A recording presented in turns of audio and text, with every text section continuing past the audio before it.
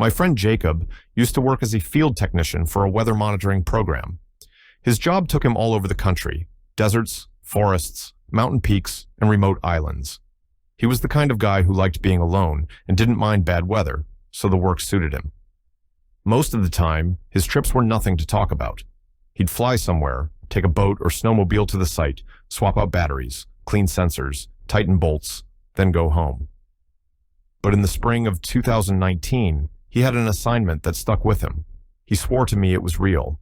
And if you knew Jacob, you'd understand why that matters. He's not a storyteller. He doesn't even watch horror movies. He's practical, quiet, and hates when people make a big deal over nothing.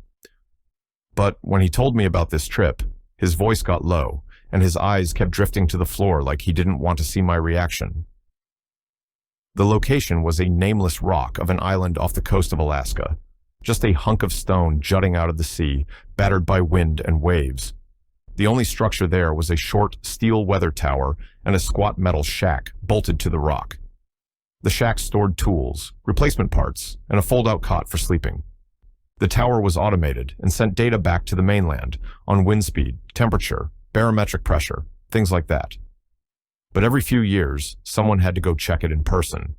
The tower's readings had been erratic for a few weeks, so Jacob was sent there with another tech named Elena. They arrived by boat. The ride in was rough, the kind where the spray stings your face and you have to brace every muscle to keep from getting thrown around. The island itself was worse: slippery black rock with jagged ridges, and the air smelled like salt and cold metal. The wind seemed to be constant, a dull roar in the ears. For the first few days, it was exactly what Jacob expected.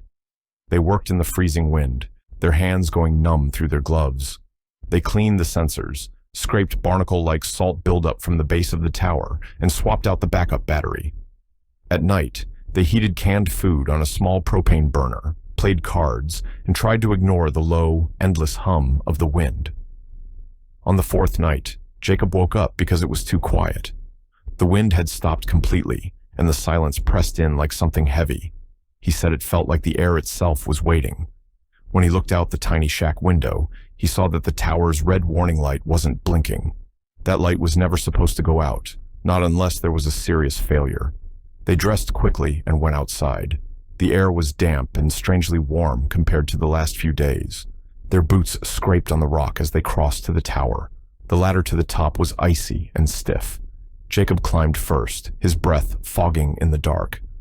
When he reached the beacon housing, he found something strange: a torn piece of black cloth wrapped tightly around the rotating beacon, jamming it in place. The fabric was wet and cold, with a slick, slimy feel, as if it had been in the ocean for a long time. He peeled it away and tossed it off the platform. It flapped once in the wind before disappearing into the dark. They climbed down, still unsure how it had gotten there. There were no other people on the island, and no way for a piece of fabric to get that high unless someone had put it there. They decided to chalk it up to wind-blown debris and went back inside. The next night, it happened again. This time, the fabric was green, thin like a scarf, and frayed at the edges. It was also wet, smelling strongly of seaweed. Small, brittle bits of shell clung to it like barnacles. Jacob said that was the moment he realized this wasn't an accident. From then on, they made a routine: lock the shack door at night, block it with a stack of heavy crates, and double-check the tower before bed. But on the seventh night, Jacob woke to the sound of Elena whispering. She was sitting up in bed, turned toward the far corner of the shack. Her voice was low and steady, like she was having a conversation with someone standing there. Jacob listened for a few seconds, trying to make out the words, but they didn't sound like any language he recognized, more like a rhythm, a pattern. "Elena," he said quietly. She turned to him slowly, her eyes unfocused. "What?" she asked. "You were talking," he said. Her brow furrowed. "No, I wasn't." She lay back down and was asleep within minutes. Jacob stayed awake for hours, watching the corner she'd been speaking to. The next night, Elena didn't sleep at all. She sat by the small window, staring out at the dark shoreline. Her eyes didn't move from a single point. In the morning, she told Jacob she had seen someone out there, tall, thin, unmoving in the fog. On the ninth night, they both heard it: slow footsteps outside the shack, the sound of heavy boots on gravel circling the building. One step, then another, then another. Jacob whispered her name, but she didn't answer. When he peered out the window, there was nothing there. The steps continued, moving around the shack, pausing now and then, as if whoever it was listening. By the 11th night, the tower's light failed again. They climbed up to check, but the hatch to the beacon platform was already open. Inside, the bulb had been unscrewed completely and set upright in the center of the metal floor. Jacob swore he felt something cold brush against his back. Elena gasped, pointing toward the wall. "It just pulled back," she whispered. "A hand, white, dripping." They ran back down, slammed the shack door, and shoved every heavy crate they had against it. Neither of them slept. Jacob sat with the radio in his lap, staring at the door, while Elena rocked slowly in the corner, mumbling to herself. When daylight came, Jacob used the emergency radio to call for an early pickup. The boat came that afternoon, but when it arrived, the crew asked about the distress call they'd received at 2 a.m. Jacob said he hadn't called anyone. The crew said a voice, faint, garbled, had come through saying, "It's here with us," before the line went dead. Elena quit her job a month later. Jacob still works in the field, but he told me he will never go back to that island. My name is Daniel, and this is something I've only told a handful of people.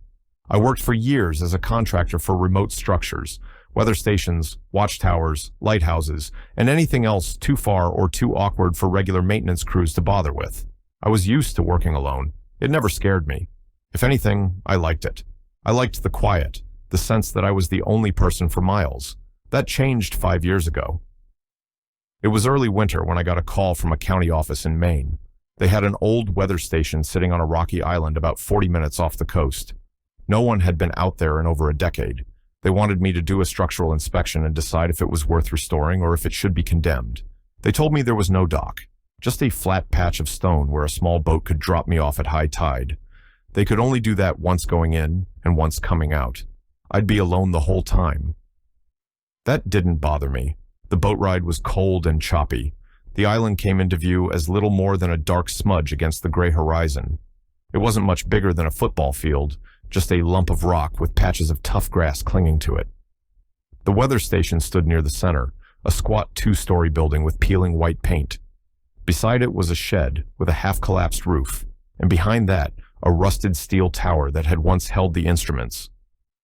The boat crew dropped me off, passed me my gear, 3 days of food, a sleeping bag, a toolbox, a clipboard, and my radio, and left.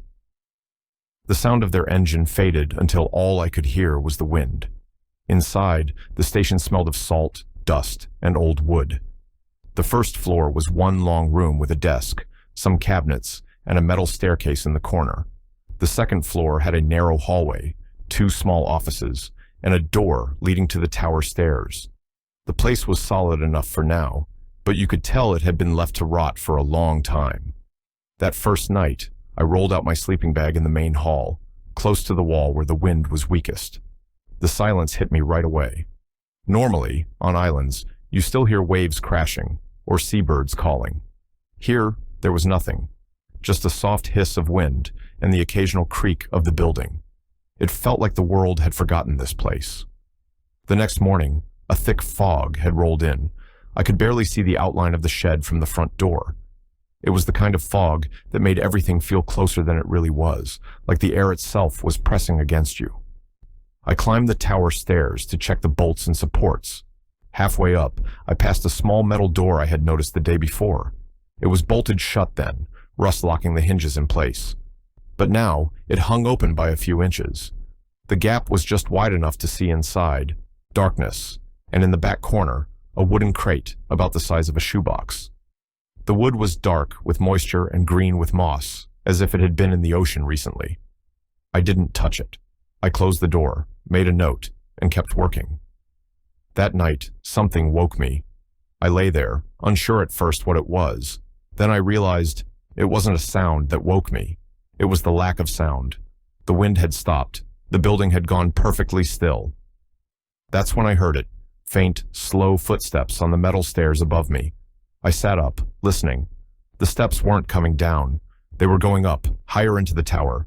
I grabbed my flashlight and stared at the stairwell. Nothing moved. The sound stopped after a few seconds, and the silence returned. In the morning, I checked the tower. The crate was no longer in the storage room.